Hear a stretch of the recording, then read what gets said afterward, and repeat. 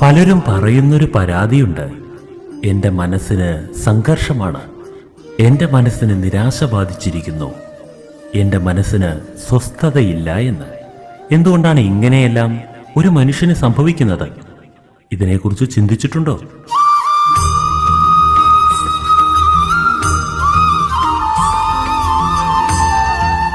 മനുഷ്യന് അസ്വസ്ഥതയുണ്ടാകാൻ പല കാരണങ്ങളും ഉണ്ടായേക്കാം. എന്നാൽ നാം തന്നെ നമ്മുടെ മനസ്സിനെ അസ്വസ്ഥമാക്കുന്ന ചില രീതികളുമുണ്ട്.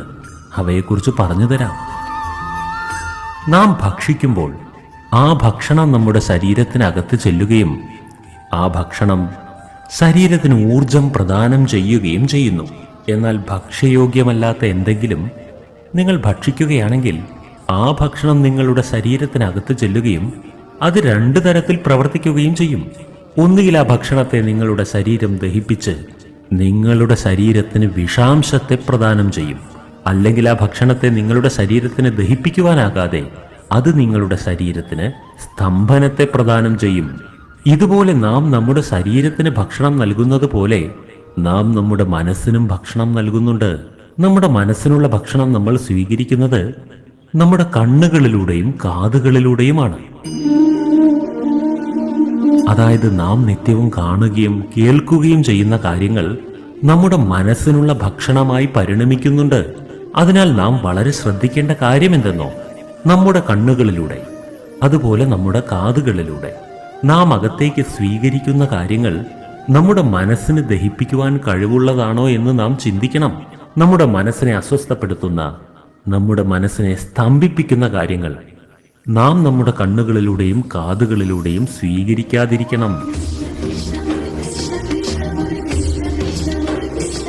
അഥവാ നിങ്ങൾക്ക് ഊർജ്ജസ്വലനായി മുന്നേറണമെങ്കിൽ ജീവിതത്തിലെ പല ഘട്ടങ്ങളിലും നിങ്ങൾ ഒരു ബധിരനായി മാറേണ്ടി വരും, അല്ലെങ്കിൽ നിങ്ങളൊരു അന്ധനായി മാറേണ്ടി വരും.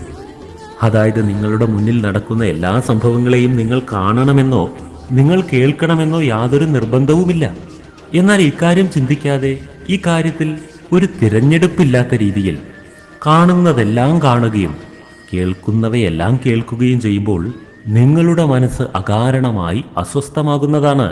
അതിനാൽ സ്വന്തം മനസ്സിനെ സംരക്ഷിക്കണമെങ്കിൽ കൺമുന്നിൽ നടക്കുന്നതെല്ലാം കാണേണ്ട ആവശ്യമില്ല എന്നും കാതിൽ കേൾക്കുന്ന എല്ലാം ഞാൻ ചെവിക്കൊള്ളേണ്ട ആവശ്യമില്ല എന്നും തീരുമാനിക്കൂ.